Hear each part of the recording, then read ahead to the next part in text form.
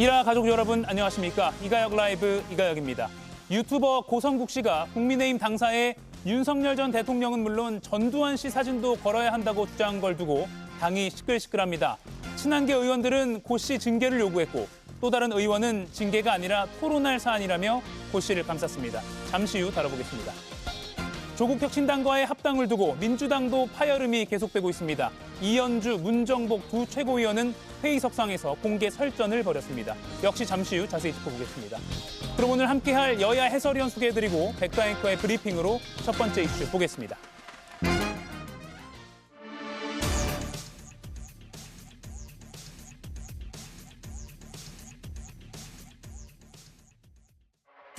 이런 역대급 망언이 어디 있습니까? 예. 중진 의원조차도 이 당의 대표가 장동혁인지 고성국인지 모르겠다라고 한탄을 할 정도니까 고장체제라고 해요. 그건 토론의 대상이죠. 그게 징계의 대상은 아니지 않습니까? 이러다 전두환당 된다는 비판과 징계감은 아니라는 반박이 충돌한 이유, 다름 아닌 이 발언 때문입니다. 거의 피를 흘리지 않고 민주화를 이끌어내는 대역사적 대타협을 한 전두환 대통령 당사에 사진 걸어야 된다고 생각합니다. 뭐가 그렇게 겁이 나고 쫄려서 사진조차 제대로 못 걸어요? 피를 흘리지 않고 민주화를 이끌어냈다는 고성국 씨 평가와는 달리 전두환 씨에 대해서는 사형이라는 사법부 판단이 내려진 바 있죠. 국민의힘은 고 씨 주장에 대해 전혀 검토하지 않고 있다면서도 징계 여부에 대해서는 말을 아끼고 있습니다. 예, 논란이 된 고성국 씨의 발언을 조금 더 들어보고 이야기 더 나눠보겠습니다. 건국의 이승만 대통령, 근대화 산업화의 박정희 대통령. 거의 피를 흘리지 않고 민주화를 이끌어내는 대역사적 대타협을 한 전두환 대통령, 노태우 대통령, 김영삼 대통령. 그리고 박근혜 대통령, 윤석열 대통령까지 당사에 사진 걸어야 된다고 생각합니다. 좀 진지하게 검토해 주시기를 바랍니다. 예, 당사에 사진을 건다는 건 그 당이 그 대통령들의 어떤 정신을 이어받는다 뭐 이런 걸 국민에게도 보여준다는 의미일 텐데요. 조기현 의원님, 저런 발언이 시대착오적이다라는 지적이 나올 걸 예상하지 않았을까요? 예상 못했다면 정상이 아닌 거죠. 예. 그러니까 지금 윤어게인을 넘어서 전두환 어게인까지 갔습니다. 저 발언을 과연 공감할 국민들이 얼마나 있을까요? 그리고 보수 지지, 국민의힘 지지자들, 당원들 중에도 상당히 경악스러운 발언으로 받아들여질 법한데도 당의 공식적 반응이 없다는 게 오히려 이상합니다. 이게 말도 꺼내지 못할 얘기였죠. 적어도 87년 민주화 이후에 전두환, 노태우 일당의 이 내란에 대한 역사적 평가는 끝났고요. 공과 과를 논할 필요성 없을 정도로 전두환 일당의 광주 학살, 그로 인한 민주화의 지체, 헌정 질서 문란 행위는 역사적 평가가 끝난 분입니다. 그런 사람을 사진을 국민의힘의 정체성의 상징으로 붙인다고 하면 이젠 뭐 더 이상 갈 곳이 없을 만큼 보수의 어떤 정체성 자체가 무너진 거죠. 보수라고 말할 수도 없는 것이죠. 이게 징계 얘기가 나오니까 한마디 더 붙였던데요. 전 세계가 인정한 평화적 민주화의 결절점이다. 사진 곧 붙게 생겼습니다. 제가 볼 때 이 부분에 이렇게 얘기했는데도 당에서 어떤 공식적 반응은커녕 반발하는 뭐 목소리가 세게 나오지도 않는 걸 보면 예. 이게 국민의힘을 지배하는 정서인 것 같습니다. 저는 차라리 이쯤 왔으면 130만 유튜버의 영향력을 두려워하는 당 지도부의 입장 때문에 이 상황까지 온 것 같은데요. 그냥 사진 붙이고 당의 정체성을 그렇게 가서 국민적 평가를 받는 것도 방법인 것 같습니다. 예, 김동원 의원님. 네. 예, 이것을 이 논란거리가 충분히 있을 것이다라고 아마 예상을 했을 것입니다. 예. 이 발언을 한 고성국 씨도 이렇게 무슨 논란이 많은 주제야라고 모르지는 않았을 거라고 보는데요. 글쎄요, 아주 좋게 해석을 하자면은 어떤 인물, 그야말로 전두환 전 대통령 같은 아주 논란적 인물에 대해서는 공과 과를 다 살펴야 된다라고 하는 의미가 담겨 있을 것이다라고 해석은 할 수가 있겠습니다만은 글쎄요, 아직까지 우리 범국민적인 감정, 지금 저 자료 화면에도 남아 있습니다만은 수위를 입고 이 판결을 받아야 하는 저 상황을 국민들은 아직까지 감정의 어떤 그 묵은 찌꺼기를 완전히 털어내지는 못했습니다. 왜? 바로 군사 쿠데타라는 그 딱지가 있기 때문에 그렇습니다. 그런데 왜 고성국 씨는 얘기를 할까요? 공과 과를 다 수용을 해야 된다라는 대전제 하에 지금 현재 본인이 지지를 하고 있는 이른바 장동혁 지도부의 최근에 논란이 많이 있지 않습니까? 예. 한동훈 전 대표를 이 거세를 한 그런 거에 대해서 그것도 마찬가지로 공과 과를 봐야 된다. 공도 분명히 있다라고 하는 그런 메시지를 주려고 하지 않았을까라고 저는 해석은 해봅니다만은 글쎄요. 전반적으로 얘기해서 저런 논란거리를 만들지 않은 게 차라리 잘 된 거다라고 논란을 왜 만들었을까라는 면에서는 글쎄요. 저는 뭐 점수를 후하게 줄 수가 없는 상황입니다. 본인이 예. 평당원으로 입당을 했습니다마는 당의 어떤 큰 흐름을 좌지우지하려고 하는 의욕이 너무 지나친 거 아니냐. 한 정당이 그렇게 만만하지가 않습니다. 한 그 개인이 입당을 해가지고 큰 흐름을 내가 한번 만들어 보겠다라고 하는 그런 의지 표현은 좋습니다만은 글쎄요. 지금 반대 목소리가 왜 나오는지 본인이 더 잘 알 것으로 보입니다. 예. 아마도 이 유튜버 고성국 씨는 이렇게 언론이 다뤄주는 거, 저희뿐만 아니라 오늘 온라인에서 하루 종일 정치면에 많은 뉴스가 나와서 본인 입장에서는 좋을 것 같아요. 홍보도 되고요. 박지영 의원님. 그런데 이 고성국 씨가 운영하는 유튜브를 윤석열 전 대통령도 뭐 챙겨봤다라는 뒷이야기도 있었고요. 그래서 단순한 국민의힘 평당원이다라고 하기에는 글쎄요. 빅마우스라고 해야 될까요? 좀 발언권이 좀 세다라고 해야 될까요? 어떻게 보세요? 저도 사실 거의 피를 흘리지 않은 민주화를 이끈 전두환, 여기에 피가 솟구쳤습니다. 광주에서 돌아가신 분들은 하나도 기억이 안 나는 모양이죠. 근데 고성국 씨가 윤석열의 책사였다고 하면은 윤석열 정권을 망하게 한 사람입니다. 그 사람을 지금 다시 내려다가 장동혁 대표가 입주 과외 교사처럼 쓰고 있는 겁니다. 그러면서 전두환 사진을 걸자라는 이야기를 꺼냈는데요. 강명구 총장이 이게 토론 사항이다 이렇게 이야기했는데 제가 보기에는 토론 사항이 아니라 극복해야 될 국민의힘의 현재인 것 같습니다. 윤 어게인 내란 세력들이 당을 거의 장악하다시피 했고요. 그리고 또 제가 재미난 이야기 하나 드리자면요. 법률적 적통성을 따져보면요.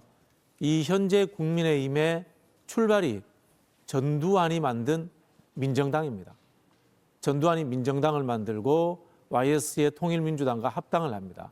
그리고 나중에는 이기택, 조순의 민주당과도 합당을 합니다. 예. 그게 지금 역사입니다. 그래서 저는 정말 국민의힘이 전두환 쿠데타 세력, 그다음에 이 군사 독재와 완벽하게 절연하려면 한번 해체해야 된다. 그 말씀까지 드리고 싶어요. 예. 반대로 민주당은 또 어떤지 아세요? 민주당은 법적인 적통성을 찾아가면은 96년 새정치민주회의까지밖에 가지 못합니다. 예. 그래서 코미디 같은 이야기가 그 이전에 있었던 평화민주당에 있었던 법률적인 문제를 따지려면은 그게 지금 국민의힘에 또 가 있습니다. 이게 한국 현대 정치가 그렇게 왜곡돼 있는 상황인데 그 왜곡의 가장 큰 출발점이 군사 독재 정권입니다. 그 수계를 다시 끄집어냈다. 이거는 역사를 되돌리려는 정말 잘못된 시도입니다. 예. 김기영 의원님. 전두환 씨의 사진을 건자라는 주장은 국민의힘 입장에서도 리스크 아닙니까? 저 반대합니다. 저희 그 당사에 김영삼 전 대통령 사진도 걸려 있지 않습니까?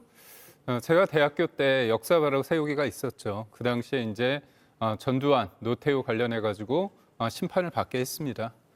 5.18 그리고 또 12.4.2 군사 반란이란 부분에 대해서는 법적으로 정리가 된 부분입니다. 고성국 씨가 어떤 입장에서 그렇게 얘기했지만 많은 사람들이 동의하지 않을 거라고 생각합니다. 그리고 과도하게 지금의 대표의 뭐 개인 과외 교사다 이렇게 프레임 잡는 건 맞지 않고요. 장동혁 대표가 처음에 지난해 8월에서 당대표가 됐을 때 뭐라고 했습니까? 전한길 씨가 지명직 최고되고 전한길 씨가 뭐 영향을 준다고 하는데 지금 이게 그렇게 생각하는 사람이 있습니까? 당원입니다. 물론 100만 유튜버 수가 구독자 수가 많은 사람이기 때문에 예. 관심은 가겠죠. 그렇지만 이분이 공식적인 어떤 위치에 있는 사람이 아닙니다. 그래서 과도하게 의미 두는 거는 문제라고 보고요. 또 하나는 한동훈 전 대표 측에서 이제 좀 과하게 일종의 프레임을 통해서 이걸 이슈화하려고 하는 것 같습니다. 제가 들을 수 있는 거는 당에서 입장이 나오지 않았습니까? 전두환 전 대통령 관련해서 사진을 하겠다. 그런 검토한 일도 없고요. 검토할 가치도 저는 없다고 생각합니다. 그렇기 예. 때문에 과도하게 한 사람의 어떤 발언에 대해서 이렇게 한다면 지금 대한민국에 대해서 너무 좀 무시하는 거 아닌가 그런 생각을 합니다. 지금 저희 이 여야 패널 내부는 모두 전두환 씨의 사진을 국민의힘 당사에 걸자라는 그 주장 자체에는 모두 반대하시는 거는 일치하는 것 같습니다. 오랜만에 의견이 그 부분에서는 일치하는 것 같아서 예, 그 부분에서는 저희가 같은 전제를 하고 있네요. 근데 그러면 김기영 의원님, 고성국 씨가 장동혁 대표의 책사다라는 질문에는 아니다라고 답을 할 수 있는 겁니까? 뭐 어떤 의미에서 책사입니까? 예, 그런 세간의 뭐 언론 보도가 있어서 그러니까 제가 볼 때 일종의 그런데 예, 장동혁 대표가 많은 사람들과 자리를 합니다. 여러 그룹과 많은 자리를 하고 공식적인 어떤 절차를 통해서 얘기를 하는 거죠. 그러니까 저희가 만약에 그거에 대해서 고성국 씨가 얘기한 부분에서 의미가 있다면 이렇게 단호하게 이 부분에 대해서 우리는 검토하지 않고 있다 이런 얘기 안 하는 거 아닙니까? 그래서 어떻게 보면 일종의 뭐 윤석열 전 대통령이 유튜브를 많이 봤기 때문에 고성국 씨 채널을 좀 봤다 그런 얘기가 있기 때문에 요번에 지난해 전당대회에서 강성 지지자들, 유튜버들의 어떤 도움을 받은 거 아니냐 그런 어떤 분석이 있었습니다. 그런데 제가 앞서 언급한 것처럼 전한길 강사 관련해서 얼마나 많은 말이 있었습니까? 지명직 최고를 한다, 굉장히 큰 역할을 한다고 하는데 그렇지 않았거든요. 그렇기 때문에 저는 이분이 당원으로 들어올 때 제가 알기로는 김재현 그 최고가 최고위원이요? 갔을 때 예. 연락이 와서 가서 그냥 출연하다 갑자기 나 당원 입당한다고 해서 했지 김재현 최고가 입당을 권유하거나 그러지 않은 겁니다. 예. 김동훈 의원님, 네. 토론의 대상입니까 이거? 아까 강명구 의원은 이거 토론의 대상이다라고 했는데 징계할 게 아니라 네, 저는 징계 대상까지는 아닌 걸로 제가 판단을 합니다. 예컨대 사진을 걸자 만약에 저 사진이란 표현을요. 이전에는 존영이라고 한 거 혹시 기억나십니까? 예. 존영이라는 말 지금은 뭐 거의 쓰지를 않는 말입니다만은 저 고성국 씨가 피를 거의 흘리지 않는 전두환 전 대통령의 존영을 걸어야 된다라고 표현을 했으면 아마 더 불에 기름을 끼얹는 그런 상황이 됐을 겁니다. 그러니까 표현 자체가 아다르고 어다르는 것을 본인이 분명히 알 텐데 이번에는 논쟁을 불을 지피자라고 하는 그런 상황일 것입니다. 그런데 지금 상황에서 저걸 또 마치 김종혁 전 최고의 그 발언을 문제 삼듯이 고성국 씨도 이 품위 유지 그리고 당원의 어떤 그 위해감 예. 이런 것들을 이유로 징계를 해달라라고 지금 주장을 하고 있습니다만은 그렇게 따지면은 정말 이제 국민의힘은 징계 러시가 이루어질 것입니다. 이제 4개월밖에 안 남은 지방선거 어떻게 할 겁니까? 그러니까 이것은 징계 사유보다는 이 토론의 건설적인 방향으로 조금 이렇게 물꼬를 다시 방향을 정리를 할 필요가 있다라는 의미에서 예. 상당히 이것도 하나의 숙제로 보여집니다. 예, 박진영 의원님. 국민의힘이 이 논란이 계속되고 뭐 조선일보가 아침에 사설도 쓰고 하다 보니까 오늘 오전에 언론에 알림 공지를 냈습니다. 국민의힘 공보실이 일부 인사위에 제기되고 있는 전직 대통령 존영과 관련한 주장에 대해서 현재 국민의힘은 전혀 검토하지 않고 있으며라고 했고요. 여기서 존영이라는 표현을 썼네요. 그리고 향후 관련 사실을 확대 재생산하는 개인이나 매체에 대해선 엄정 대응할 예정이다라고 했습니다. 이 입장은 어떻게 보세요? 근데 왜 강명구 사무총장이 토론의 대상이다 그렇게 이야기를 합니까? 우리 이제 두 분처럼 이렇게 이야기하시면은 무리가 없는데 강명구 사무총장 때문에 이게 더 커진 거고요. 예. 근데 제가 기억하기로 인천시의회 의장인가 국민의힘 소속입니다. 5.18 폄훼 반으로서 뭐 윤리 회부됐다. 그리고 도태호 씨인가요? 그분도 뭐 5.18 폄훼 발언 관련 예. 징계 이야기가 있었던 걸로 기억하고요. 김진태 그 강원지사 뭐 과거에 국민의힘이 이른바 정상일 때 5.18 폄훼 관련해서 징계하자 이런 이야기들이 많았습니다. 그렇다면 저는 전혀 징계 대상이 아니다라고 이야기할 수는 없다라고 보고요. 저는 사실 국민의힘의 주요 정치인 외에 일부 지지층 사이에도 저런 생각을 하시는 분이 있다라고 봅니다. 정당은 대중을 설득하기도 하고 좋은 방향으로 끌고 가기도 해야 됩니다. 그런 부분에서 저는 저런 내용들을 빨리 징계 또는 조치를 해서 끊어내는 것이 중요하다. 그렇게 생각합니다. 예. 이 얘기는 여기까지 될 것 같습니다. 지난 주말에요. 한동훈 전 대표의 제명에 항의하는 대규모 집회가 열렸습니다. 이곳에 모인 참가자들은 진짜 보수 한동훈 수호, 장동혁 대표 사퇴 이런 구호를 외치면서 여의도 일대를 행진했습니다. 지금 보시는 이 장면이 바로 지난 주말 여의도에서 있었던 한동훈 전 대표 제명 반대 집회입니다. 김동훈 의원님, 이거 주최 측은 한 10만 명 정도 모였다고 추산하더라고요. 예. 어떻게 보십니까? 일각에서는 뭐 끼케야 3, 4천이다라고 또 이렇게 깎아내리는 그런 주장도 있습니다만은 제가 객관적인 시각으로 볼 때는 수천 명은 아니다.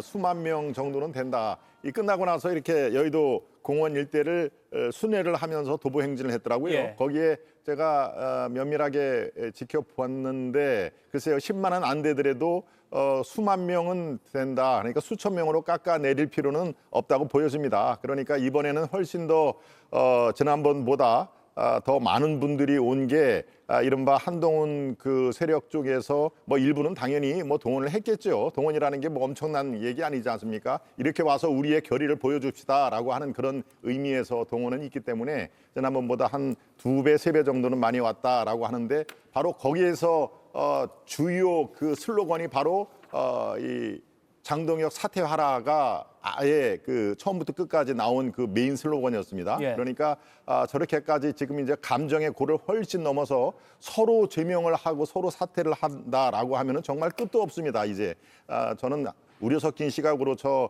행진도 지켜봤는데요. 뭔가 좀 당을 살리기 위해서 사퇴하라, 제명하라라는 보다도 새로운 구호가 지금 절실한 시점이다. 이렇게 말씀을 드립니다. 예, 보수정당 정치인이 한 개인을 위해서 저렇게 많이 어떤 시민들이 모인 것은 이례적이라는 것은 맞는 것 같습니다.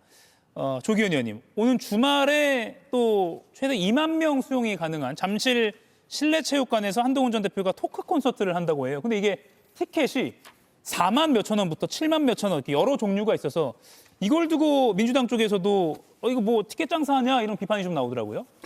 전 정치인의 콘서트나 토크쇼 뭐 이런 데서 유료 입장하는 사례가 있었나 저 기억이 떠오르지 않고요. 나아가서 그걸 R석, S석, A석으로 나누어 가지고 받는 경우도 정말 이례적입니다. 그러니까 이렇게 따져보면 이제 계산해 보면 대략 평균가로 해서 계산했을 때 만석이면 한 5억 원 정도 입장 수입이 나올 것 같아요. 통상 아마 저런 대규모 그 공연 시설은 매출 기준으로 해서 예. 이 대관료를 지불하기 때문에 한 보통 8에서 10% 인건비 따지면 꽤 많이 남습니다. 그러니까 정치인의 토크쇼 수익 모델로는 아주 훌륭한데요. 정치적 위기에 빠진 대중적 정치인이 그 위기 상황을 돌파하기 위해서 지지자들을 결집하는 어떤 정치적 기획으로 보면 빵점입니다. 거기 모인 10,000명만 같이 모여서 정치하실 거 아니지 않습니까? 지금 한동훈 대표에 대해서 그나마 보수의 기대는 윤호개인 세력과는 좀 다르게 적어도 비상계엄 탄핵의 기여를 좀 했고 그리고 합리적 보수로 국민의힘이 가야 그나마 희망이 있는데 그런 역할을 해줄 것을 기대하는 그러니까 기대가 한동훈 대표 전 대표에게 약간 가 있는 겁니다. 그런데 저런 방식으로 아이돌 팬클럽 행사나 이 공연하듯이 저렇게 하면 예. 스스로의 어떤 지지층으로 줄이고 확장성을 스스로 가둬버리는 문제가 생길 수 있고요. 그 저게 바로 한동훈 대표의 한계인 것 같습니다. 대중 정치인으로서 단련되고 또 서나가고 더 많은 지지를 얻어가는 과정은 기존의 어떤 한동훈 전 대표가 가던 길과는 완전히 달라야 됩니다. 사실 지금까지 한동훈 대표 이 윤석열 전 대통령 내지는 일부 지지자들이 깔아준 꽃길만 걸어온 거 아닙니까? 처음 이 비정상적인 어떤 당내 결정에 의해서 광야에 나가게 된 건데 이때 이 위기를 어떻게 극복할지는 전과 다른 행보로서 국민들에게 보여줘서 그런 부분들이 일반 여론의 호소를 얻어야 되는데 예. 똑같은 방식, 한동훈 다운 방식으로 지금 제기를 모색하고 있는 것으로 보여져서요. 이게 일반 국민들의 정서하고는 너무 떨어져 있다고 보고요. 그러니까 민주당에서 보기에는 티켓 장사라는 비판을 안 할 수가 없는 거죠. 예. 그런데 정치인의 토크 콘서트의 원조는 민주당 아닌가요? 유시민 토크 콘서트에 수천 명이 모였다 하는 얘기도 있고 약간 결이 다릅니다만은 최근에 김어준 씨가 주최를 한 정치 그 토크 콘서트에는 지금 민주당에서 주락펴락하는 그 기라상 같은 인물들이 여러 명이 또 등장을 했는데요. 저는 원조는 민주당에서 아주 잘 활용을 한 그런 그 잘 기획된 행사가 바로 정치 콘서트다. 저는 그렇게 생각을 하고 있습니다. 뭐 탁현민 전 행정관이 기획한 것으로도 유명하죠. 근데 그런 걸 떠나서 지금 한동훈 전 대표 이 토크 콘서트에 대해서는 한병도 더불어민주당 원내대표가 정치 자금 마련하려는 티켓 장사다라고 비판했고요. 이에 대해서 한동훈 전 대표는 단 1원도 가져가지 않는다. 공천 특검 막는 민주당 원내대표 정치 장사라는 말이 참 뻔뻔스럽다 이렇게 또 반박을 하기도 했습니다. 김기웅 의원님, 조기현 의원은 이게 그들만의 팬덤에 좀 갇히는 거 아니겠냐. 뭐 1, 2만 명 당장 많아 보이지만 더 확장하는 데 한계가 있을 것이다라고 지금 예견을 했거든요. 제가 볼 때 조기현 위원께서 말씀하신 부분에 대해서 한동훈 전 대표도 좀 들어야 되지 않을까 싶습니다. 왜냐하면 이번에 이 문제를 바라봤을 때 초재선 의원 모임, 대안과 미래 쪽에서 뭐라고 얘기했냐면 이번 징계를 통해서 한동훈 전 대표가 헌신과 희생에 대해서 고민하고 성찰해야 된다 그런 얘기를 했습니다. 그러니까 결국 본인은 제명당했기 때문에 억울한 면이 있겠지만 그럼에도 불구하고 본인이 이제까지 한 행위, 행동 그리고 이 문제를 정치적으로 풀어내지 못한 부분에 대해서 좀 생각을 하시라는 거지 않습니까? 초재선 그룹에서 그런 얘기를 한 겁니다. 그런데 그 방식이 장애투쟁이나 아니면 토크 콘서트라는 방식으로 한다면 초재선 의원들이 얘기했던 그 바람과는 좀 결이 다른 것 같습니다. 그리고 저는 한편으로는 뭐 정치인에게 있어서 팬들이 많다는 거는 좀 좋지만 팬들의 목소리, 이렇게 많은 사람들이 드러나는 그 목소리만이 전부가 아니거든요. 드러나지 않는 목소리, 그리고 나와 생각이 다른 사람들의 목소리를 경청하고 찾아가는 그런 모습을 보였을 때 더 많은 사람들이 한동훈 전 대표에 대해서 이전과는 좀 다르구나 그런 생각을 할 수 있는 좋은 기회가 아닐까 싶은데 이전의 방식과 똑같이 간다면 그 한계점이 명확하지 않을까 그런 생각을 해봅니다. 예, 정당별 지지도를 좀 보겠습니다. 리얼미터가 오늘 발표한 건데요. 1월 5번째 주 민주당이 43.9%, 국민의힘이 37%입니다. 국민의힘이 지난 3주간은 좀 상승하다가 밑에 빨간색 그래프입니다. 그러다가 바로 직전 주에 37%로 하락했습니다. 박진영 의원님, 이건 한동훈 전 대표 제명이 가장 큰 영향이었을까요? 그렇게 봅니다. 예. 이빨이 하나 빠져나가면 그 빈 공간에 지지층들이 빠져나가는 건 당연한데 과연 이게 옳은 현상인가? 그럼 한동훈이 그렇게 의미 있는 사람인가에 대해서는 저는 의문을 제기하고 싶은데요. 첫 번째는 토크 콘서트 할 수 있습니다. 근데 그걸 유료로 하는 것도 조금 뜨거한데 거기에 입장료를 차등으로 뒀다는 것은 이 사람은 정치할 어떤 공적 마인드가 부족하구나 이런 생각이 드는 게요. 우리 보통 경제는 주식 하나당 사람의 권한이 주어집니다. 그러나 정치는 돈이 있든 지식의 차이에 있든 모두가 다 평등합니다. 그리고 더 오히려 사회적 약자들, 가지지 못한 사람들을 어여삐 여기는 마음이 정치의 시작이라고 합니다. 근데 이건 뭡니까? 차등을 내서 입장료를 걷지 않습니까? 그럼 돈 많이 낸 사람들은 한동훈과 더 가까워지고 돈이 적은 사람은 한동훈과 멀어지고 이것은 사회적 약자를 배려해야 된다라는 보수의 온정주의라든가 정치의 본질적 현상과 완전히 다릅니다. 철학적 배경을 가지지 못하고 연예인병에 걸려가지고 정치를 엔터테인먼트하고 있다. 이런 비판을 받을 수밖에 없고요. 예. 또 하나는 저는 이 한동훈 전 대표를 좋아하는 대중들은 뭐 설득의 문제입니다만은 그 따라다니는 정치인들을 이해가 안 되는 게 저도 뭐 윤회개인 저지해야 된다, 보수 정당이 그 정상화돼야 된다는 생각을 하는데 그게 꼭 그 윤석열이 달고 왔다가 흘리고 간 한동훈이어야 되는가라는 부분에 대해서는 참 문제 제기를 하고 싶습니다. 제가 김종혁 전 최고라든가 함문경 위원장, 조갑재 씨 이런 분들이 가서 같이 활동을 하고 있더라고요. 이해가 안 됩니다. 뭐 하다못해 오세훈 시장도 있고 유승민 전 의원도 있고 예. 더 뭐 보다 보면 뭐 홍준표 전 시장도 있는데 어떻게 원조 친윤이었다가 윤석열과 갈라진 한동훈이 그 대안이 돼야 된다는 것일까? 그 부분에 대해서는 저는 도저히 동의가 되지 않습니다. 예. 김동훈 의원님, 아까 그래프 다시 한번 좀 보여주세요. 왜 저렇게 갑자기 떨어졌다고 보세요? 국민의힘 지지도가요? 뭐 이 제명 사건이 영향을 당연히 미칠 수밖에 없죠. 예. 뿐만이 아니라 제명을 하면서 당의 어떤 아주 심각한 내용이 거르지 않고 다 또 보여주지 않습니까? 아까 말씀드린 대안과 미래 또 뭐 전 비대위원장 김용태 비원장이 아예 재신임 투표까지 하자라고 얘기가 나왔습니다. 그러니까 이 지금 이 리얼미터의 조사는 매주 월요일 날 발표를 하는 거지만 목금토 3일 동안 실시하는 걸로 제가 알고 있습니다. 예. 요 3일 동안에 금요일, 목요일 그 최고위원회에서 제명 결정이 났고요. 또 목금 이틀 동안에 오늘은 주가가 크게 빠졌습니다만은 목금에서 이른바 불장이 나타났습니다. 그러니까 그때의 주식 투자하는 분들이 지금 1,400만 명이기 때문에 이 주가의 흐름 이게 바로 여론조사에 안 미칠 수가 없거든요. 그러니까 여당 지지율로 간다. 그렇습니다. 여당 지지율 중도에 있는 분들이 여당 지지율로 가고 상대적으로 우리 쪽은 제명권으로 빠지고 하는 게 자연스러운 흐름이겠다. 목금토 3일간의 상황은 그렇게 뚜렷하게 나올 수밖에 없는 상황이었다 이렇게 봅니다. 예. 그러고 보니까 또 그 전주에 상승한 것은 장동혁 대표의 단식 때문에 좀 반짝 오른 것인가 싶기도 하고요. 근데 분명한 것은 단식 효과는 이미 사람들의 뇌리 속에서 좀 끝난 것 아닌가라는 그런 생각도 듭니다. 그리고요, 오늘 오세훈 서울시장이 장동혁 디스카운트라는 말을 했습니다. 장동혁 디스카운트가 지방선거를 덮치지 않을까 하는 염려가 매우 크다. 전륜을 한 뒤에 국민께 호소해야 한다라고 말했습니다. 조기현 의원님, 예. 같은 당 대표에게 디스카운트라는 말을 썼습니다. 근데 요즘에 오세훈 시장이 강경 입장을 계속 내고 있죠. 발등에 불이 떨어진 거죠. 근데 그 발등에 불이 떨어져야 뜨거운 줄 압니까?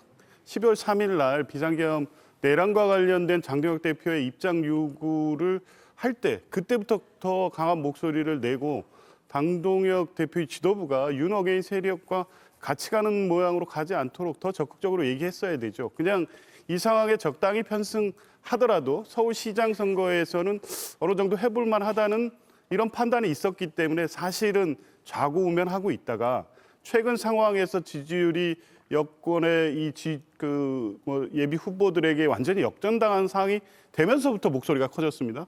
그러니까 오세훈 시장이 도대체 이 장동혁 체제에 언제부터 그렇게 비판적이었나?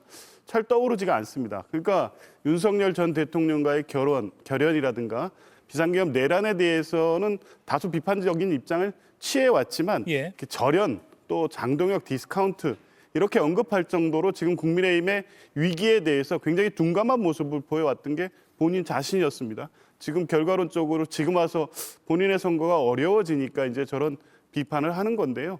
적당히 부안해동하고 그 분위기에 편승했던 대가를 지금 치러야 될 시간이 온 겁니다. 지금 와가지고 디스카운트 얘기한다고 해서 장동혁 지도부가 바뀌겠습니까? 오로지 자신의 능력으로 극복해야 될 상황이 됐다는 말씀을 드리고 싶습니다. 김기웅 의원님, 지금 지방선거 출마 예정자들이 상당히 불안해하는 것 같아요. 저 말을 보니까요. 장동혁 디스카운트. 우선적으로 한동훈 전 대표가 제명된 부분에 대해서 많은 분들이 걱정하시는 부분이 있습니다. 그게 호재가 아니라 악재라는 부분은 뭐 동의하는 것 같습니다. 근데 다만 지금의 상황에서 이거 매듭을 짓지 않았을 때 그 이후의 상황이 더 큰 악재로 돌아올 수 있다. 그런 차원에서 어떻게 보면 미루지 않고 요번에 매듭을 지었다고 볼 수 있습니다. 문제는 한동훈 전 대표의 제명권이 계속 가느냐 아니면 다른 쪽으로 국면이 전환되느냐의 문제인 것 같아요. 이재명 대통령께서 좀 도와주시는 것 같습니다. 지금 부동산 문제 관련해서 연일 등판을 하시기 때문에 이 부동산 문제가 원래는 한 2, 3월, 제가 볼 땐 2월 말에서 3월 정도에 전세가 급등하면서 월세 급등하면서 그쪽으로 문제가 많이 제기될 텐데 이재명 대통령께서는 어차피 공급이라는 측면에서 봤을 때 한계가 명확한 만큼 선제적으로 세금 문제를 다루면서 이거를 주도적으로 가겠다고 한 것 같습니다. 결국 지금 한동훈 전 대표의 제명 문제는 사실 지금 장동혁 체제가 어떤 방식으로 이재명 정부와 대립각을 세우고 국민들에게 우리의 어떤 방향성을 제시하느냐에 따라서 오래 갈 수도 있고 아니면 금방 끝날 수도 있다 봅니다. 지켜봐야 되겠습니다. 마지막으로 두 번째 이슈 넘어가기 전에 이 이슈 하나만 짚어보고 넘어갈게요. 김건희 씨가 지금 서울 남부구치소에 수감돼 있죠. 지난번에 징역 1년 8개월 1심에서 선고받았습니다. 이에 대해서 항소를 했습니다. 그라프 먹거리 진짜 안 받았다라는 주장을 했고요. 참고로 지난 1심 재판부는 목걸이를 받은 것으로 보인다. 전선배 씨가 거짓말을 할 동인이 없다라는 취지로 설명을 했습니다. 김동원 의원님.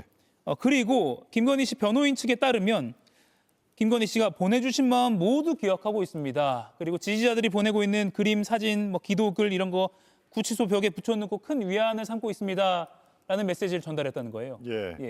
큰 위안을 삼고 계십니다라고 이 상당히 감정적인 표현을 했는데요. 지금 상당히 업된 것만은 분명하다. 무엇에 업됐느냐? 무죄 판결.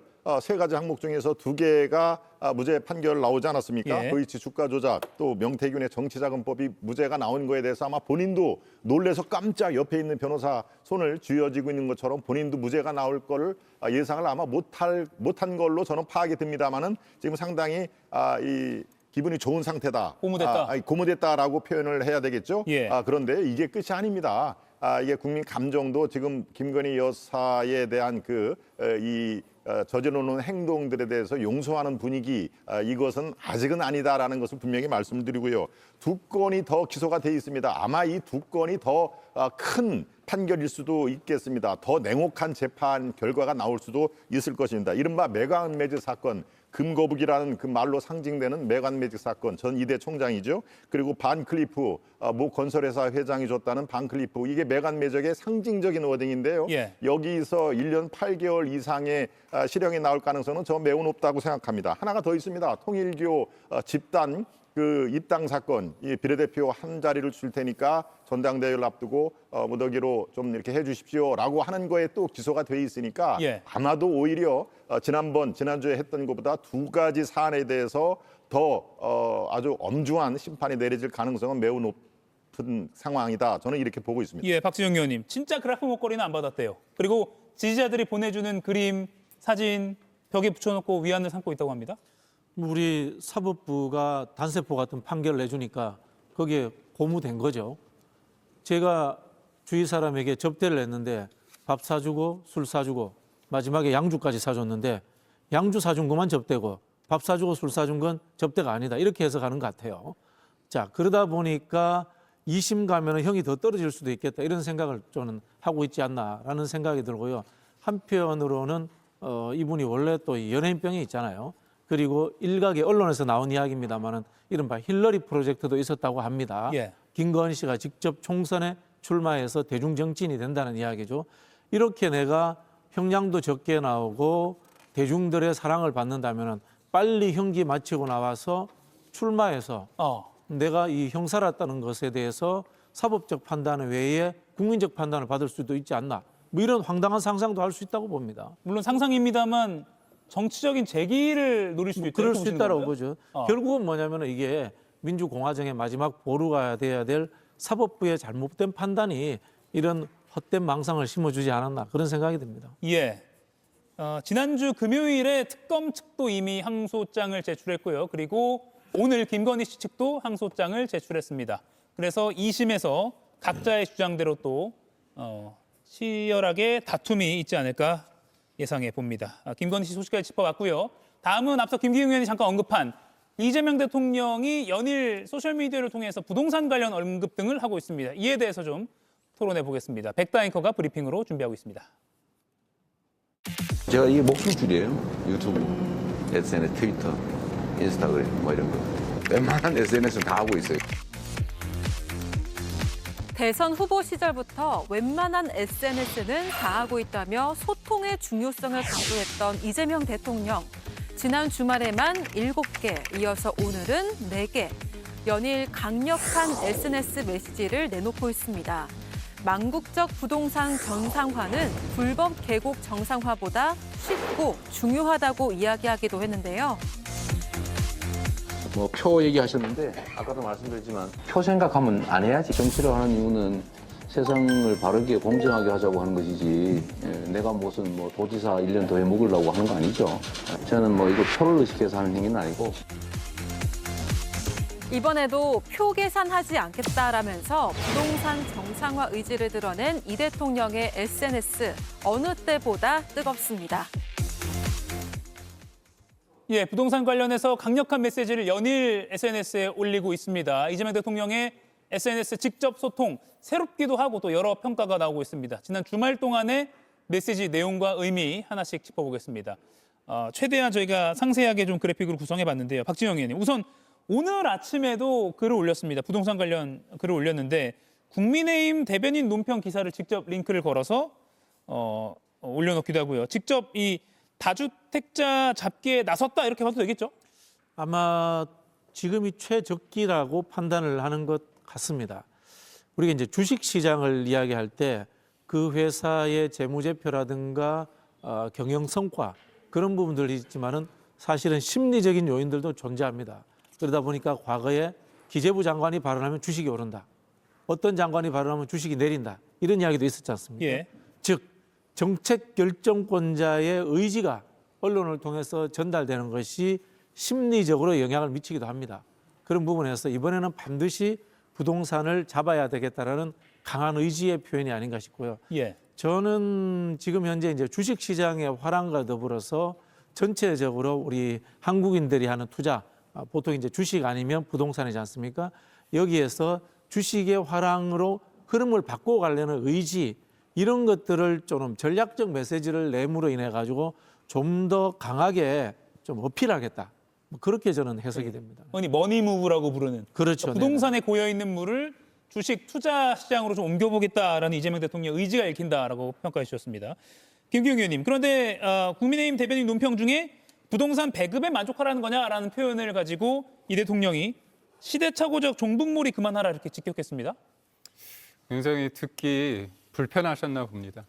대통령이 좀 품 넓게 좀 좋게 봐주시면 됐겠는데 국민의힘이 문제 제기한 건 뭐냐면 왜 공공주택만 말씀하시냐 이겁니다. 이번에 서울 도심에 6만 채를 공급한다는 거 아닙니까? 그 6만 채가 2031년 빨라야 2031년에 입주할 수 있습니다. 그리고 임대 물건까지 합치면요, 그게 반도 안 됩니다. 그러면 그게 한 해 어떻게 됩니까? 5, 6년에 걸쳐서 3만 건이 들어온다고 했을 때 되게 작은 수치입니다. 그런데 서울만 따지더라도 한 해 4만에서 5만 채가 공급돼야지 이게 부동산 시장이 어떻게 보면 정상적으로 돌아갈 수 있습니다. 근데 올해는 3만여 건이고요. 내년엔 2만여 건, 내후년엔 만여 건으로 계속 공급이 절벽됩니다. 결국 가장 쉬운 방법, 가장 정상적인 방법은 재개발, 재건축이라는 민간의 영역에 대해서 숨통을 틔워주는 겁니다.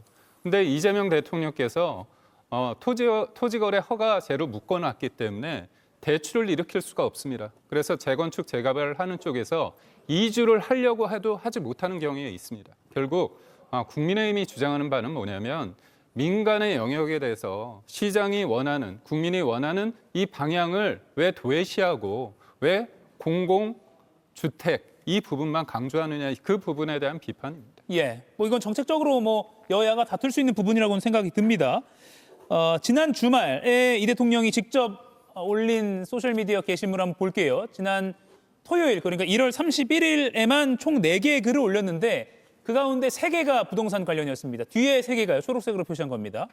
여기 보면 망국적 부동산 정상화 불가능할 것 같냐? 5,000피, 그러니까 주식이죠. 그리고 계곡정비, 경기도지사 때 했던 거죠. 이거보다 쉽다. 이렇게 자신감을 내비치기도 했습니다. 조기현 의원님. 네. 상당한 자신감을 대통령이 직접 국민들에게 내비치는 것 같아요. 그렇죠. 그러니까 계곡정비 사업도 그렇고요. 5천 코스피도 공통점이 있습니다. 일반적으로 이 제안이나 이 문제 제기를 했을 때 다들 불가능하다고 평가했던 겁니다. 그런데 결국 해냈습니다. 그러니까 부동산 문제는 훨씬 더 복잡하고 이해 충돌이 있었고 실패한 경험들이 많기 때문에 그것과 단순 비교할 수 있냐라고 비판하지만 아까 2019년 이재명 대통령이 계곡정비와 관련해서 한 자료 화면에 있는 것처럼 표계산 안 하고 공정하고 바르게 행정을 해야 된다는 원칙에 입각해서 하면 부동산 관련 대책에서는 사실 쓸 수 있는 수단이 많습니다. 예. 그러니까 대통령이 신년회에서 언급한처럼 그 중에 하나가 세제를 통한 그 제재인데 그건 최후적 수단이라고 얘기했습니다. 근데 그거는 뭐 여러 가지 수단이 있다는 얘기고 결국 정부가 여론과 표계산하면서 정치적 이해득실 논리에 빠지지 않는다면 얼마든지 가능하고 이재명 정부이기 때문에 할 수 있고 해내야 된다. 이런 자신감이 표현되어 있는 거죠. 실제 지금까지 보면 아까 말씀해 조금 전에 이번 공급 대책에 대해서 비판하시지만 늘 이런 식입니다. 공급이 중요한데 왜 수요 억제만 하느냐. 그러면 공급 대책을 발표하면 실제 청년들이나 집 없는 서민들은 직장 근처에 서울의 어떤 좋은 주택을 받고 싶은데 예. 수도권 인근에 잔뜩 공급한다고 그것도 10년 후에 공급되는데 그게 공급 대책이냐라고 비판해서 시장의 불씨를 부추깁니다. 그래서 이번에는 직주 근접, 그러니까 직장 근처가 가능한 태릉, 용산, 판교 등지의 공급 대책을 내놨습니다. 물론 6만이 많지는 않지만 적어도 지금의 어떤 수요에 부합하는 그런 공급입니다. 그리고 청년과 신혼 부부에게 공급되는 양을 최대한 많이 늘리는 공공주도로 개발을 합니다. 지금까지 국민의힘이 비판해왔던 올바른, 바른 방식의 공급 대책 아닙니까?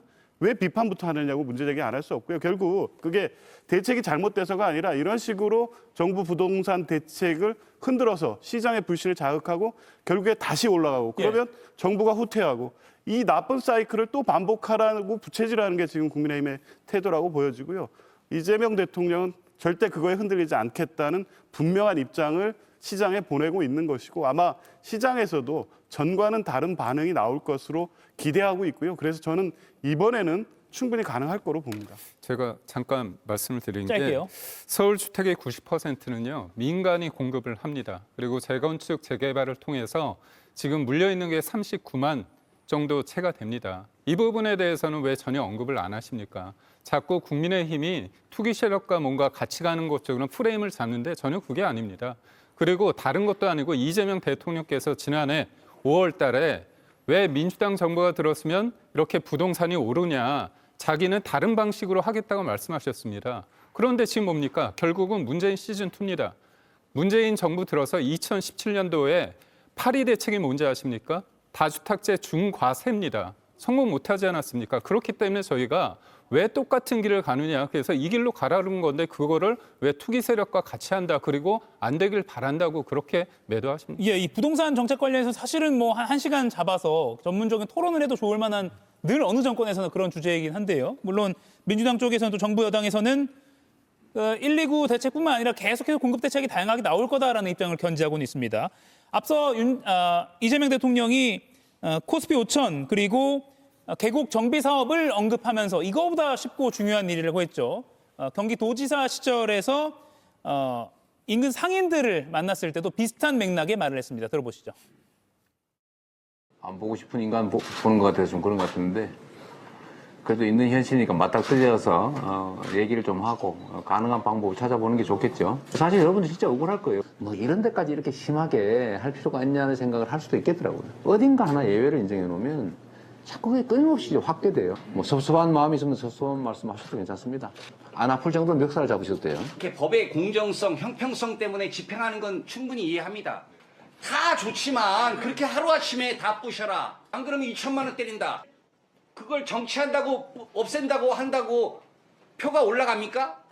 저한테 화내는 거 이해합니다. 뭐 표 얘기하셨는데 표 생각하면 안 해야지 이런 거. 저도 압니다.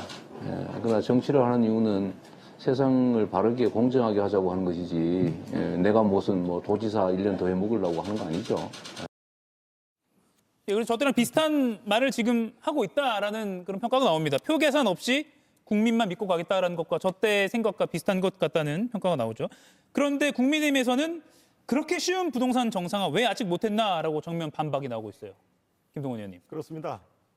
말이 되지 않습니까? 그렇게 쉽고 5,000포인트 불과 취임한 지 8개월도 안 돼서 달성이 됐다. 뭐 계곡 정비, 사실 계곡 정비는 저건 또 논란이 있는 주제입니다. 그 당시에 남양주 시장 현재 국민의힘으로 넘어온 분이 처음에 이 뭐 길을 닦았다 하는 그런 것도 다 자료에 나와 있는 거고요. 저거는 뭐 꼭 이재명 그 당시 지사가 처음부터까지 주도적으로 한 건 아니다라는 그런 시각도 있는데요. 저는 밤잠을 못 자고 밤에 새벽에 SNS를 올리고 그렇게 주말 토요일과 일요일 날 4개, 5개를 올리는 것은 자신감보다도 초조감이 더 반영된 거 아닌가 그렇게 생각이 듭니다.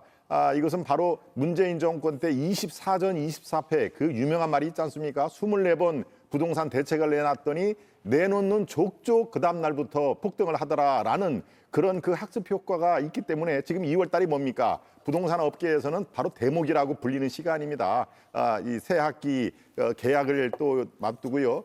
기업의 어떤 인사 이동에 따른 집 수요 이런 거기 때문에 2월이 돌아왔다. 2월에 못 잡으면 이것도 또 실패한다라는 그런 초조감에 발로오기 때문에 바로 이재명 대통령이 만약에 시험을 친다라고 하면 지금 부동산 문제를 어떻게 잡습니까라고 하면은 그 얘기를 할 겁니다. 규제 혁파를 통한 재개발, 재건축의 정상화 이 얘기는 분명히 쓸 것입니다. 몰라서 하는 건 아니지 않습니까? 바로 시간이 들고 표가 지금 지방선거가 4달 앞으로 다가왔는데 이거에 주력을 하면은 이른바 주된 지지층인 서민 중산층이 도망갈 수가 있다.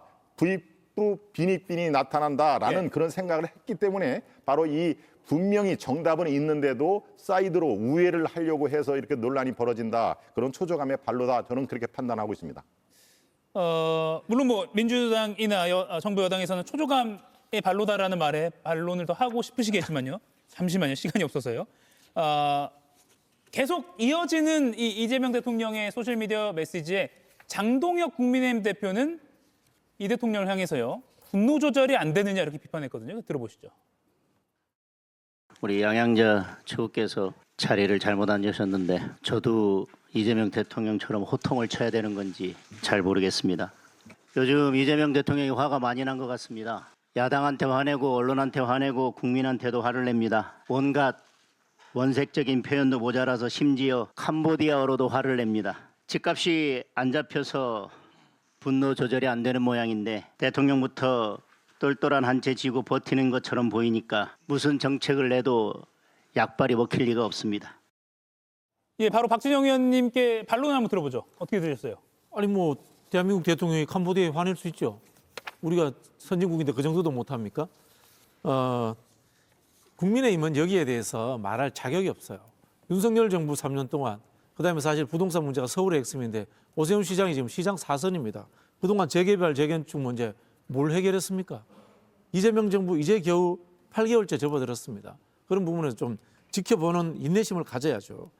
다만 저는 이재명 대통령의 호통이라는 것이 신뢰를 향한 전략적 목소리라는 생각이 듭니다. 앞서 표계산 이야기를 했고요. 사실 민주당 정부가 부동산 정책을 많이 이제 새로운 것들을 과거 역대 정부에 내놨습니다만 결국은 당 내부에서도 반발이 생깁니다. 왜? 선거 때문에, 예. 표 때문에 이런 거 아닙니까?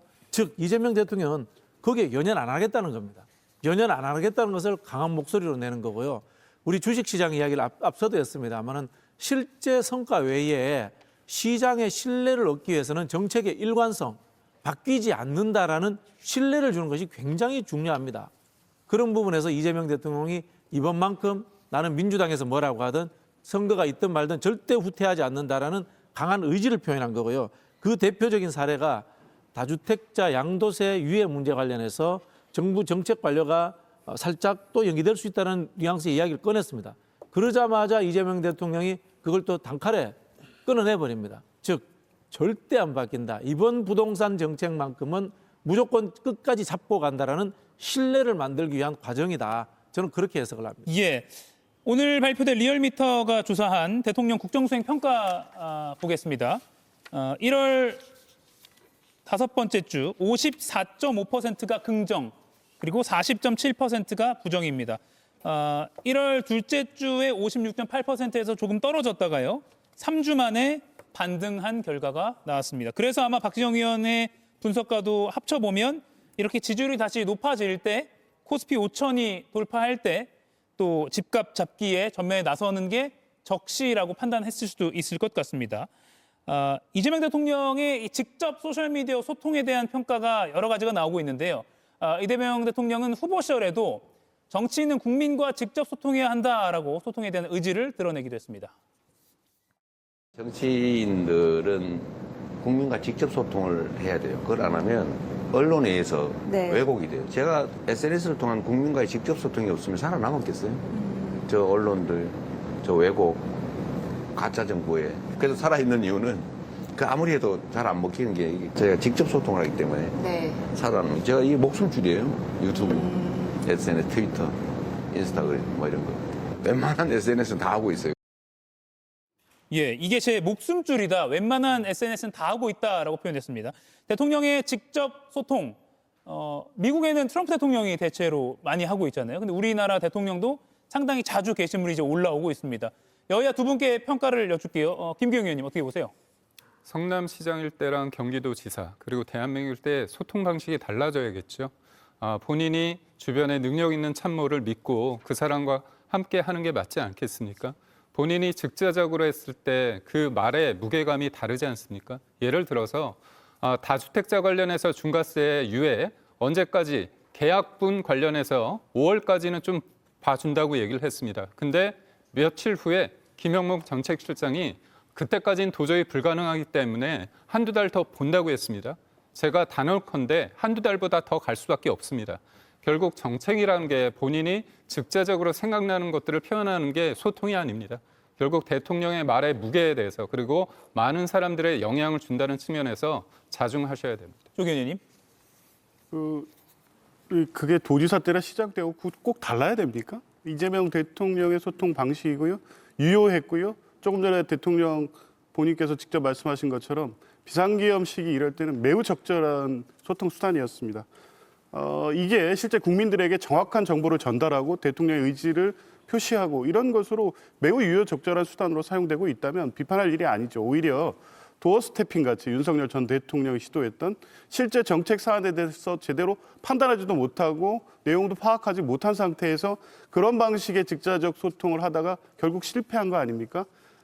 이재명 대통령의 직접 소통은 국민들과 직접 소통을 하는 과정에서 충분히 공감대를 형성해내는 방식이라는 점에서 매우 성공적인 소통 방식이고요. 예. 그 자체를 비판할 일은 아니라고 봅니다. 분명한 건 저희 기자들은 더 열심히 대통령의 소셜미디어를 찾아봐야 되겠다. 더 바빠졌다. 이렇게 마무리하겠습니다. 네 분과의 토론은 여기서 마무리하겠습니다. 고맙습니다.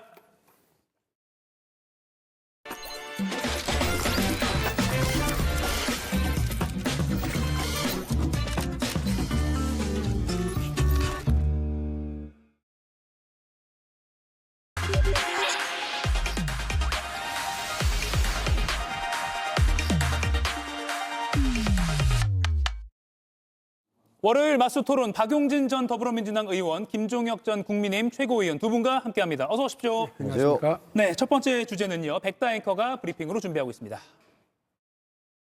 합당이 되느냐 안 되냐와는 별개로 정부 여당으로 통칭되는 범여권 내에서 이러저러한 갈등을 일으키거나 국정 운영을 하는데 덜 플러스가 되는 상황으로 되는 것은 바람직하지 않다라고 보는 것이 상식 아니겠습니까?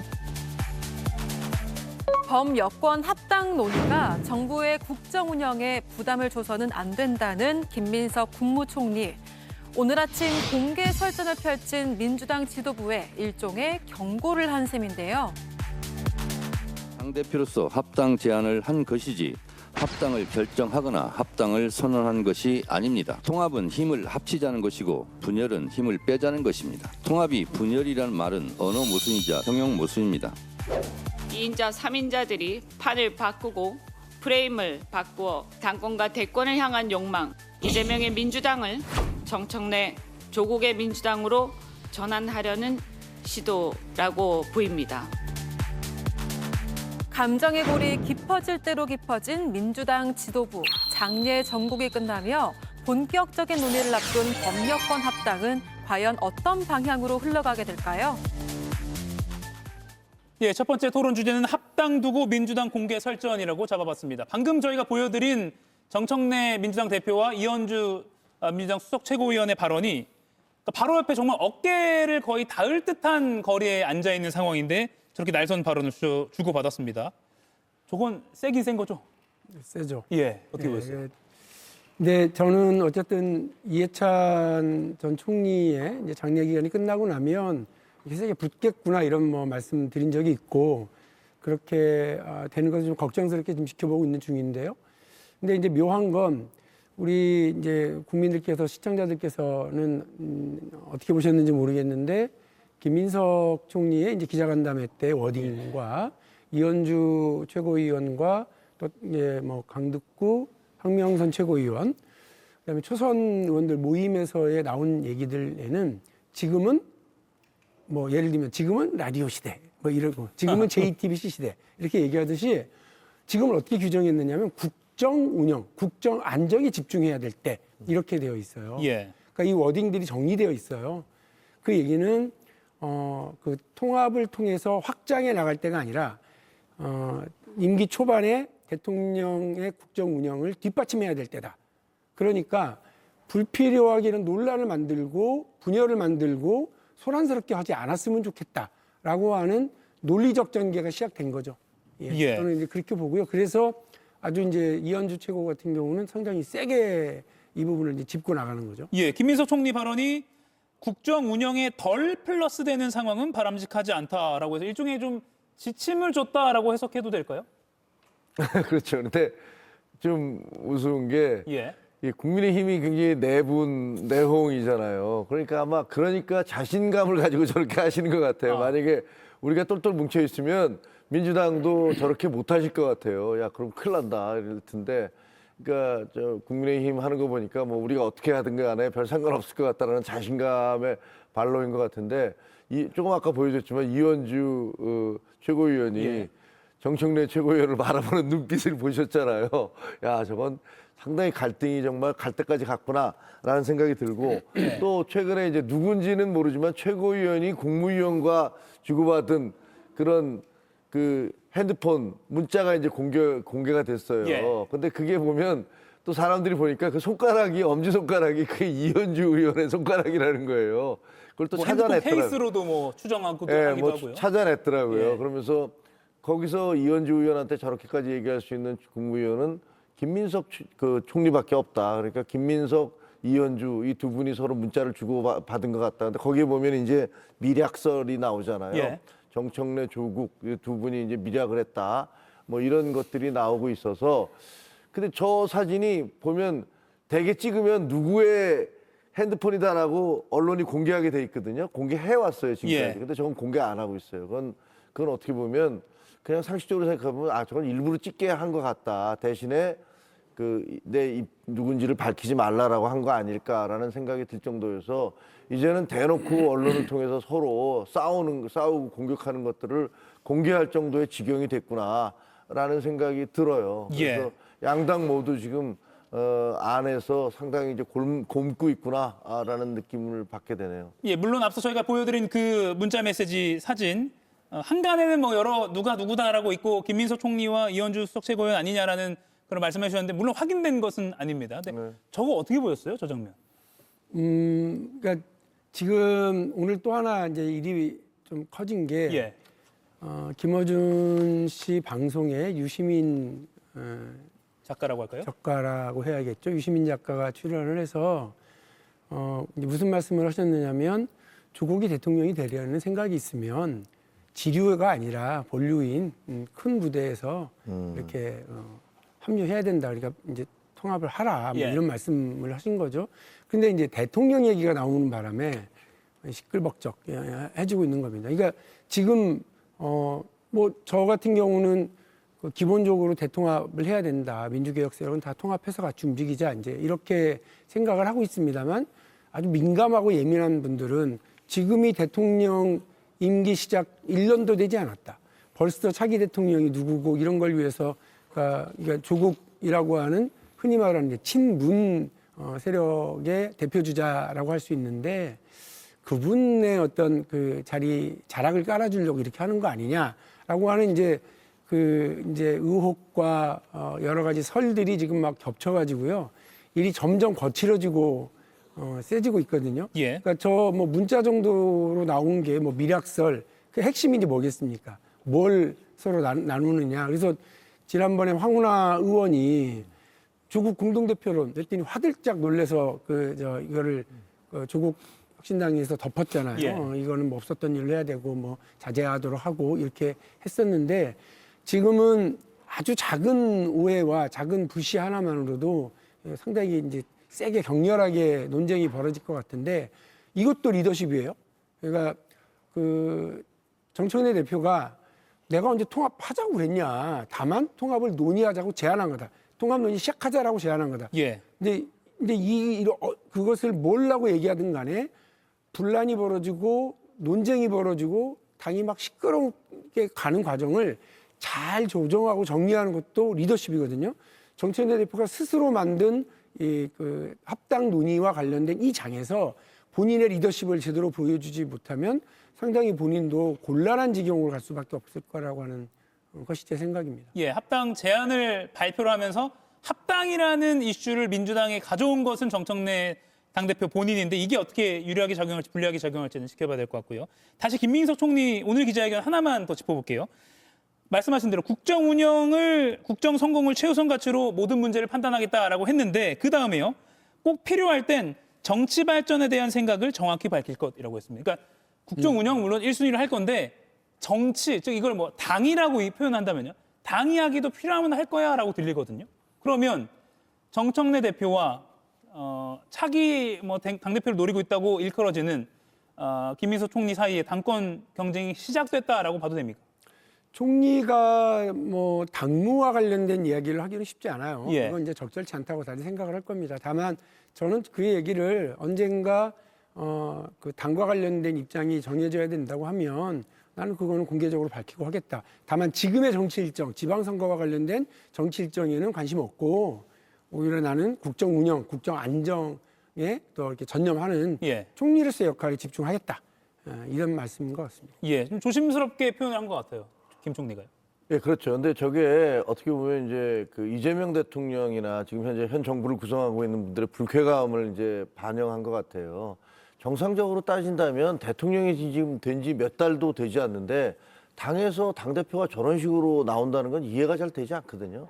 근데 그거는 이재명 대통령이 약점이 있기 때문에 그럴 거예요. 이재명 대통령이 재판을 받다가 그럼에도 불구하고 대통령이 되셔서 재판이 중지돼 있는 그런 약점이 있잖아요. 지지도가 만약에 떨어질 경우에는 사실 또 어떤 주장이 나올지도 알 수가 없는 거고.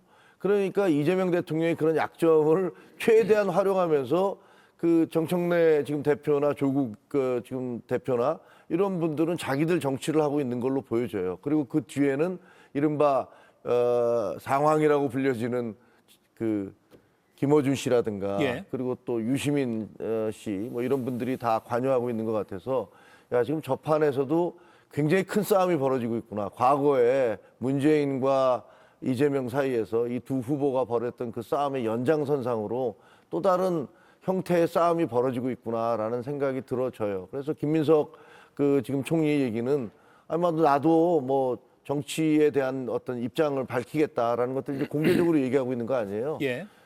이거 지방선거가 어떻게 될지 또 그러고 그다음에 이제 8월 달에 아마 민주당의 대표 경선이 있을 텐데 거의 전쟁이 시작되지 않을까라는 느낌까지 받게 됩니다. 예, 앞서 로망이 있다라는 표현도 했고요, 당대표에. 저로서는 이제 이 상황을 보면서 친문이냐 친명이냐 이렇게 과거 문법으로 돌아가진 않았으면 좋겠어요. 저는 정치는 권력 다툼이고요. 또 주도권을 누가 줄 건지를 놓고 늘 싸울 수밖에 없습니다. 그걸 우리 시민들께서는 아유 그만 좀 싸웠으면 좋겠어. 아유 정치는 원래 논쟁하고 싸우고 해서 그 결론을 만들어내는 일이니까요. 그걸 너무 걱정하시지 않았으면 좋겠는데 저는 다만 지금 그 집권 세력이 그 개인적인 어떤 욕망만 중심으로 해서 이렇게 싸우는 것이 아니라 또 과거의 문법, 당신은 친문이야 친명이야 이렇게 묻는 게 아니라 대한민국 어디로 갈 거야? 내 책임 어디까지야? 난 이렇게 해볼래라는 걸 가지고 했으면 좋겠어요. 그래서 단순히 이번 지방선거 이겨야 되니까의 문제가 아니라 이재명 정부가 국민들에게 약속했던 거 바로 뭐 몇 달 전에 선거를 치르면서 이재명 정부가 약속했던 건 민주당의 약속 아닙니까? 그 약속을 또박또박 하나하나 지켜나가기 위해서 이런 통합이 필요합니다. 이렇게 얘기가 되는 것이 저는 맞다고 생각하고 왜 뭐 조국이 대통령 되려면 들어와야 돼요. 그런 얘기가 아니라 이재명 대통령을 우리가 후보로 밀면서 약속했었던 거 다시는 계엄이 없는 그런 민주적이고 안정된 나라 그리고 뭐 전 세계적으로 큰 소리 치면서 살 수 있는 부강한 나라 그런 나라를 만들기 위해서 이것이 필요한데 조국 혁신당이 그런 얘기를 하고 있고 힘을 보탤 테니까 같이 합시다. 이렇게 되는 게 누가 보더라도 제대로 된 정치의 문법이라고 저는 봐요. 굳이 아마 보시는 분이 이거 박용진은 친문도 아니고 친명도 아니라서 저렇게 얘기하나 싶기도 하겠지만 정치는 앞으로 가고 미래로 가야 되니까 이 말씀을 딱 드리는 거예요. 근데 제가 이제 반대 당의 입장, 저는 이제 뭐 좀 제명된 입장이긴 하지만 그럼에도 불구하고 반대쪽 입장에서 보면 어쨌든 이재명 대통령은 나름대로 국정이라는 것들, 민생이라는 것들 뭐 이런 걸 자꾸 얘기를 하는 것 같아요. 뭐 당연히 대통령으로서 그러셔야겠죠. 근데 정청래 대표의 민주당이 그동안 집권 이후에 민생 부분에 대해서 무슨 말씀을 했는지는 기억나는 게 사실은 없어요. 계속 정치적인 이슈를 던지면서 정치적으로 논란거리를 만들어내긴 하셨지만 그 다수당이라는 압도적인 다수당으로서 어떤 민생 정책을 만들어냈지? 그리고 국민들에게 어떤 희망을 주셨지? 이런 것들에 대해서는 상당히 생각나는 게 별로 없어서 그런 예. 부분들은 저렇게 또 정치 게임을 시작하려고 뭐 조국을 끌어들이고 뭘 해서 정치 게임을 하려는 것 같은 걸 국민들이 과연 용납을 하실까? 그런 부분들도 생각이 됩니다. 예. 그러면요. 좀 시간이 이해찬 전 총리 이제 장례 기간이 좀 있다 보니까 생각보다는 논의가 더뎌지는 것 같긴 한데요. 그럼 조국 혁신당과의 협의가 어떻게 되고 있냐를 한번 따져볼게요. 어제죠. 조국 혁신당 대표가 최근에 합당 제안을 받은 이후에 조국 혁신당의 당 부채가 400억 원이라는 허위 사실이 유포되고 있다. 이거는 사실 무근이다. 당 부채는 0원이다라고 지난달 31일에 올리기도 했고요. 지금 민주당과 조국 혁신당도 계속 삐걱삐걱하고 있어요. 뭐 흡수 합당 얘기 나왔다가 뭐 유감을 밝히기도 했고요. 양당 간의 조율은 어떻게 될 거라고 보세요? 결국은 될 거라고 보세요? 근데 뭐 그 뒤에 조국 혁신당의 입장이 민주당 내 이견이 정리되길 기다리겠다고 저는 그게 현명한 판단이라고 생각합니다. 예. 지금은 조국 혁신당을 향한 어떤 그 공격적인 언사가 있더라도 그건 민주당 내부에서의 일종의 삿바싸움인 거예요. 그러니까 거기에 예민하게 반응하고 일희일비하고 이렇게 하면 예. 전체 통합의 분위기에 오히려 역행할 수도 있다. 그래서 조국 혁신당은 이 문제와 관련해서 본인들의 입장 정확하게 정리하고 그리고 그걸 가지고서 이제 민주당 안에 뭐 논쟁 구도가 정리되기를 기다리는 것이 저는 맞지 않겠냐고 생각을 하고요. 조국 혁신당도 이재명 정부 출범에 일정한 지분이 있다. 후보 내지 않고 적극적으로 선거운동 뛰었기 때문에요. 그러니까 이재명 정부의 성공이 우선이고 이재명 정부의 성공은 민주당의 우선 한 정파의 성공이 아니고 아시는 것처럼 대한민국의 운명을 쥐고 있는 대한민국 정부의 성공이어야 되거든요. 국민의 성공이어야 되니까 그 면에서 같이 힘을 합쳐야 되겠고 그렇다면 우리는 대한민국 미래가 앞으로 나가기 위해서 어떤 역할을 하겠다 이런 얘기를 하시는 데 집중하셔야 되지 예. 민주당 내에서 벌어지고 있는 논쟁에 이렇게 한 말씀 얻는 역할은 당분간은 좀 안 하시는 것이 오히려 나을 것 같아요. 예. 지금 뭐 민주당이 계속 이걸로 이슈가 나눠지다 보니까 조국 혁신당은 너네 내부 의견 정리될 때까지 우린 기다릴게 이렇게 지금 하고 있거든요. 근데 조국 혁신당은 그 조국 대표의 어찌 보면 개인당 성격이 굉장히 강하다는 비판을 받아왔잖아요. 근데 조국 대표가 출감한 이래로 계속 논란을 만들어 왔어요. 긍정적이지 않은 논란. 된장찌개 논란부터 사진 논란부터 시작해서 그다음에 성추문 관련 이런 것들을 제대로 처리하지 못한 논란. 그래서 지지도가 계속 바닥이라는 표현이 좀 이상합니다만 올라가지 못하고 있었는데 이번에 합당 과정에서도 저게 이렇게 좋아 보이지는 않잖아요. 그러니까 알고 보니까 이게 조국 대통령 만들기 김어준 플랜이었어? 뭐 이런 생각이 들게 지금 얘기들이 오가고 있기 때문에 저거는 별로 좋아 보이지 않습니다. 그리고 그렇게 되면 민주당 지지자나 이재명 지지자들 가운데서 어떻게 생각을 하실지 그런 부분에서 본다면 저는 어차피 합당은 되긴 될 거라고 봅니다. 예. 근데 되긴 되는데 된 다음에 과연 조국 그 대표가 민주당 내에서 얼마나 본인이 그 차기 주자로서 커나갈 수 있을지에 대해서는 그동안에 상처를 너무 많이 받고 여러 가지 검증된 거를 보면 그럴 정도의 역량은 안 되는 거 아닌가라는 생각이 많이 들어요. 예. 그러니까 무엇을 위해서 합당하느냐부터 정립을 해나가는 좀 시기인 것 같기도 하고요. 민주당 상황은 좀 더 지켜봐야 될 것 같습니다. 마스터로 두 번째 주제로 얼른 넘어가 보겠습니다. 먼저 조갑재 TV 대표의 발언으로 시작해 보죠.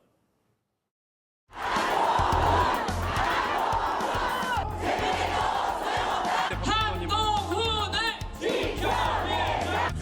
2024년 12월 3일 한동훈 대표는 역사와 만났습니다. 또 한 사람 장동혁 의원 나중에 유턴해버렸습니다. 윤석열을 품에 안기고 말았습니다.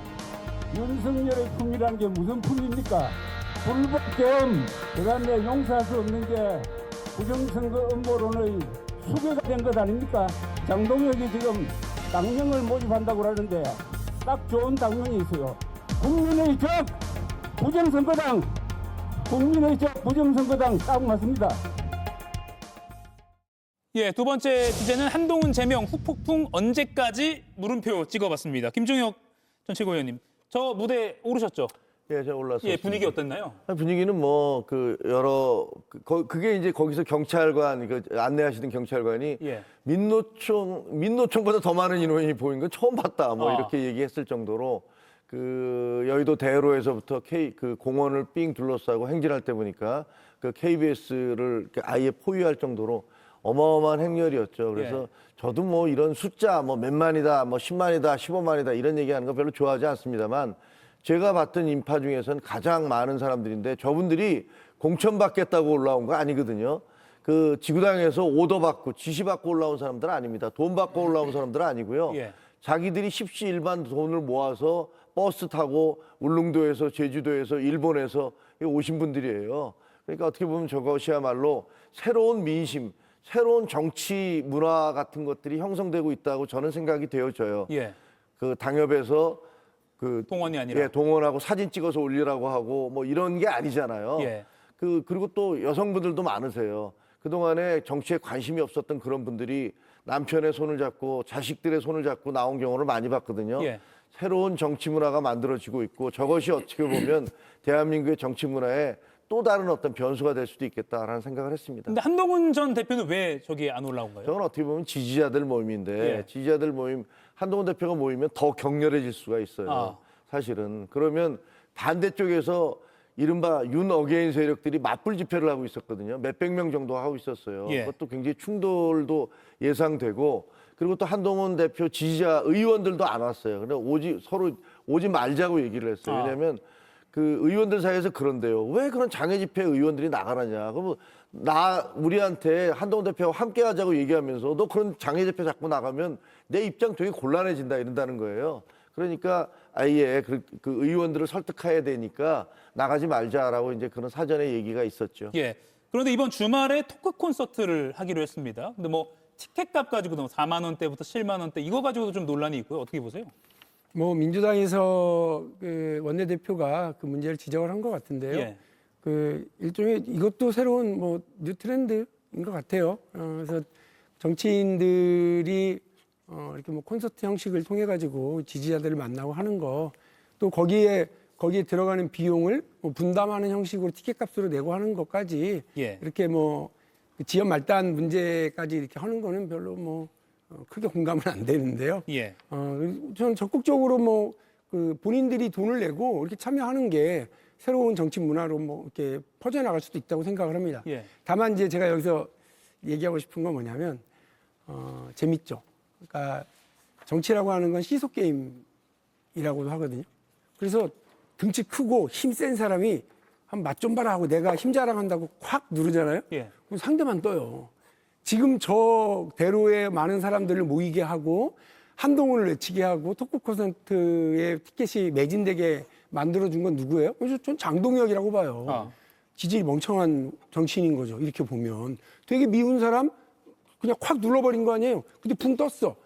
한동훈을 볼 때요, 국민들이 볼 때, 야, 당대표나 돼가지고 저기 익명 게시판 뒤에 숨어가지고 가족 동원해가지고 자기 못 살게 구는 대통령 부부 흉이나 보고 댓글이나 달아 에라이 찌질이 이렇게 되다가 갑자기 정치적인 최대 희생자가 돼버리는 거예요.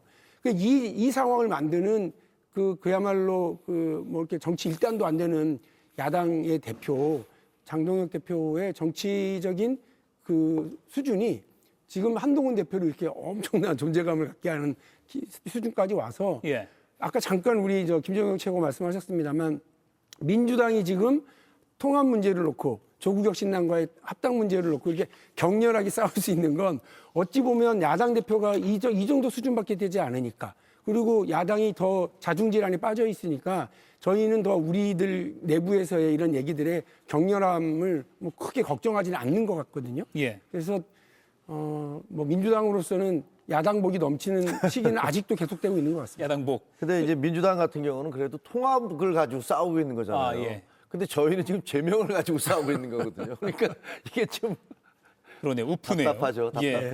그러면 지금 한동훈 전 대표는 그런 큰 무대, 뭐 토크 콘서트 이런 것만 나가고 일단은 뭐 개별적인 인터뷰나 이런 거 좀 자제하려는 그런 분위기인가요? 그런 분위기인데 아마 그 토크 콘서트 이후에는 설날을 설 연휴를 지나고 나면 아마 그 지방에 지난번에 했었던 아, 민심경청 로드, 민심경청 순회를 또 할 겁니다. 예. 어쨌든 국민들과 만나고 또 그 지역에서 그 지역마다 또 집회도 하고 뭐 이런 행사를 할 것 같은데 지금 현재 의총이 열리고 있어요. 그 국민의힘 의총이 열리고 있는데 예.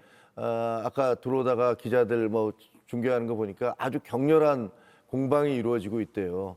그 질문이 아니 장동혁 대표는 1년 전에는 한동훈 대표의 그 단계 문제가 전혀 문제가 없다고 얘기를 하다가 1년 뒤에 갑자기 당대표가 된 다음에 그걸로 제명을 하는 게 이게 말이 되느냐. 거기에 해명을 해달라라는 예. 의원들의 요구가 쏟아지고 있고 그다음에 또 거기에 앉아있던 조광한 그 지명직 최고위원, 원외 당협위원장이신데 그분이 뭐 발언하려고 그러니까 아니 여기 원외 당협위원장은 왜 앉아 계시냐 나가달라 그래갖고 이제 그분은 또 나갔고 뭐 이런 식으로 서로 감정적으로 또 이분이 나오면서 막 뭐 의원들이 그렇게 대단해? 뭐 이러면서 또 이런 말씀을 하더라고요. 예. 그러니까 이런 것들로 해서 서로 갈등이 있고 상당히 좀 심각한 내홍이 벌어지고 있는 거고 일부에서 이미자 의원 같은 경우는 전당원 투표를 해서 그러면 그 재신임을 받은 다음에 그다음에 밀어붙이자 뭐 이런 식의 어떤 주장도 하고 있는 것 같고요.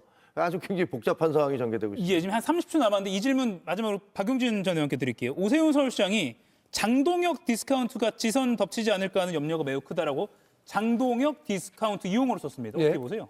그 지난번에 그 한동훈 전 대표 제명 이후에 좀 세게 나왔더라고요. 제가 볼 때는 오세훈 시장이 그동안에 보여줬던 오세훈답지 않게 어금니를 꽉 물었는데요. 그래서 아예 본인이 서울시장 선거를 뭐 못 나가는 한이 있더라도 뭐 이번에 뭔가를 좀 해야 되겠구나라는 걸 본인이 위기감도 느낀 것 같고요. 보수 전체가 이렇게 가서는 안 된다라고 하는 생각도 한 것 아닌가 싶습니다. 단순히 지방선거 넘어서 지금 보수의 길을 걱정하는 정도의 멘트다. 그렇지 않고서는 저 지방선거를 나가려고 하는 정치인이 당 대표를 향해서 현직 당 대표를 향해서 저렇게 들이받는 상황을 만드는 건 뭐 잘 이해가 안 되거든요. 뭔가 어금니를 꽉 물어버린 게 아닌가 싶습니다. 예, 알겠습니다. 두 분과의 토론은 여기서 마무리하겠습니다. 고맙습니다. Like jeans. 모두에게 사랑받아온 청바지처럼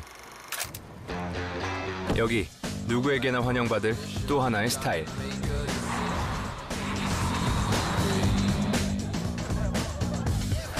흔들림 없이 모든 순간에 핏하게. Always fit. The all-new Seltos. Kia.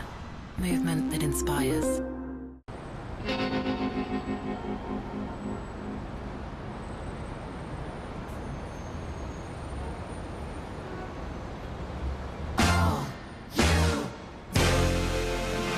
KB 국민카드. 금연은 못하고 스트레스만, 식욕만, 짜증만 늘었다. 금단 증상만 늘었다. 니코레트는 7가지 금단 증상을 효과적으로 완화해 금연 성공을 도와줍니다. 약사님과 시작하세요. 니코레트. 국민의힘 지지자 사이에서 존재감을 과시해온 유튜버 고성국 씨.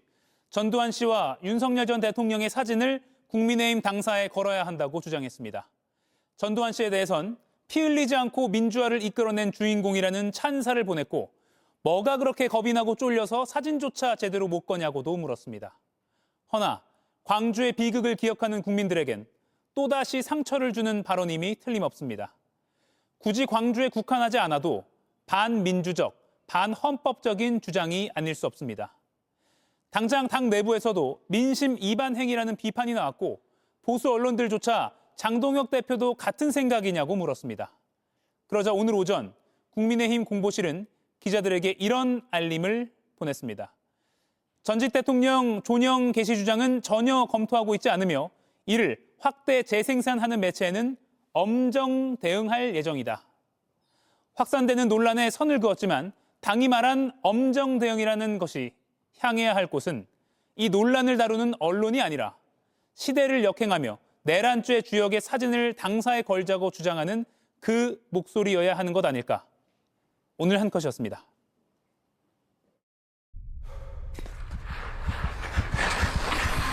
이 점프가 성공할까? 그건 도약하는 순간에 알아. 완벽을 위해 수만 번 도약해봤으니까. 국가대표는 나아간다.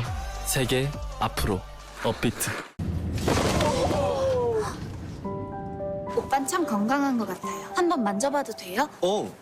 피부 진짜 건강하다. 피부? 이것이 우로스 효과. 건강한 피부, 남자의 매력이다. 우로스. 은행은 지금 진짜 힘이 되는 일을, 든든함을 더하는 일을, 꿈에 날개를 다는 일을 행. 이름은 달라도 같은 마음으로 은행은 행. 은행연합회. 관절이 불편하시다고요? 손상된 관절엔 의약품 원료에 짜먹는 약으로. 겔타입으로 빠른 흡수. 동아제약 맥스콘드로이틴 1200. 콘드로이틴 이제 약국으로. 바로 이어지는 JTBC 뉴스룸 예고해드리겠습니다. 윤석열 정권이던 2023년 방첩사가 당시 야권의 정치인 관련 정보를 수집해 관리한 기록을 단독 입수했습니다. 뉴스룸에서 자세히 전해드리겠습니다. 이가역 라이브 오늘 순서는 여기까지입니다. 내일 오후 5시에 다시 뵙겠습니다. 일화가족 여러분 고맙습니다.